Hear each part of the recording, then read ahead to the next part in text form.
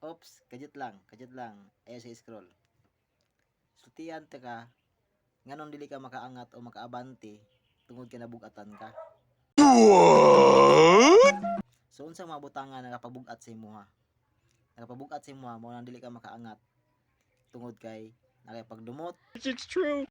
Nakay kasuko, una kay mga ipang huna-huna nga mga problema, no? Dili dili ka makapasaylo sa mga tao na kasala nimo. It's true. So mao na hinungdan nga dili ka makaangat, dili ka mo success o dili ka mo asenso kay tungod naa sa imo hana nga mao hinungdan na kapabugat kanimo. Sama sa isa ka eroplano. Nganong kuhaan og timbang ang eroplano kay tungod kung dili sakto ang timbang sa eroplano, mabugatan siya o dili makatarong lupad. It's true. Sama usab sa barko. Kung bugat ra pud kay ang barko mao na hinungdan nga mulubog siya. So ikaw kuhaan na imong mga problema o mga kalagot nimo og pagdumot nimo para mugaan ang paminaw nimo. It's true.